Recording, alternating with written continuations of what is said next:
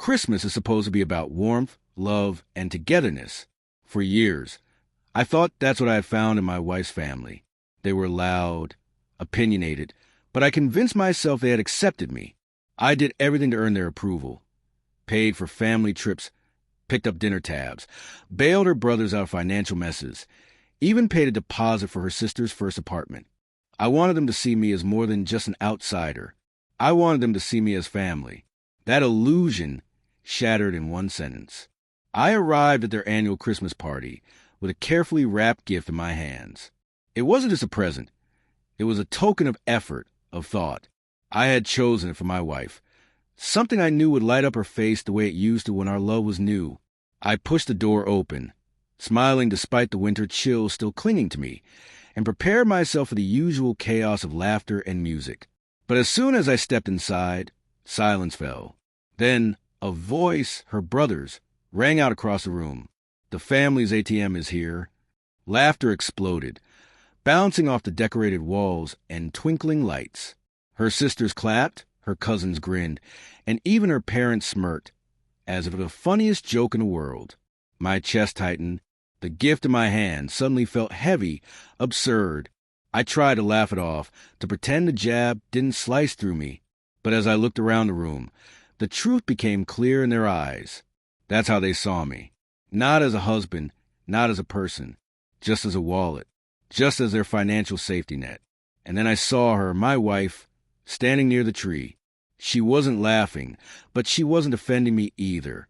She just stared, her lips pressed together, her eyes avoiding mine. That silence was worse than the mockery. I forced a smile, placed the gift under the tree, and joined the crowd. But inside, something was breaking. Throughout the night, I replayed years of memories in my head.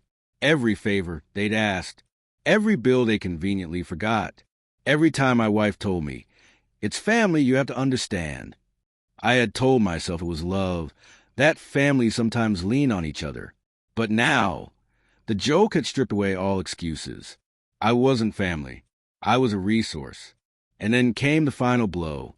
I stepped outside onto the porch for some air, desperate to escape the suffocating laughter. That's when I heard voices through the frosted window.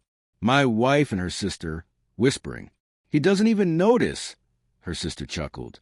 "He never will," my wife replied softly. My stomach dropped. Her sister's voice lowered. "So, when are you telling him about Daniel?" I froze. The name hung in the air like smoke. "I'm not," my wife whispered after a pause. "Why would I? He pays for everything. And Daniel is just what I need. He makes me feel alive. My husband, well, he takes care of the rest." I couldn't breathe. The cold winter air suddenly burned, and the gift I brought, wrapped with so much love, felt like a cruel joke in my own hands. In that moment, everything snapped into focus. The mockery, the silence, the avoidance in my eyes, all of it was part of the same betrayal. I wasn't her partner. I wasn't her love. I was the ATM they laughed about, the financial backbone of a family that never respected me, while she gave her heart to someone else. I walked back inside, my face calm though my inside screamed. The party went on, music blaring, people dancing. No one noticed me pick up my coat. No one cared when I left. Not even her. Back in the car, I sat in the darkness, gripping the steering wheel until my knuckles ached. My whole marriage unraveled in a matter of minutes, and all I had left was the echo of their laughter and her voice admitting what I had been too blind to see. The ride home was quiet, but my mind was a storm. Every late night she claimed was work. Every unexplained text she brushed off. Every weekend trip she said was with the girls. They weren't just coincidences. They were cracks in the foundation I thought was solid. By the time I reached our house, I knew I couldn't pretend anymore. I couldn't be their joke, her provider, her cover. I couldn't be the man who gave everything and received nothing but betrayal in return. I placed her gift on the kitchen counter. The ribbon looked almost mocking now. I sat down, staring at it, wondering how many years of my life I had wasted believing in a version of her that never existed. Christmas was supposed to be about love, but for me, it became the night I learned the cruelest truth. Sometimes the people you give everything to see you as nothing more than what you can provide. And sometimes the woman you call your wife gives her heart to someone else while she lets her family laugh at you behind your back.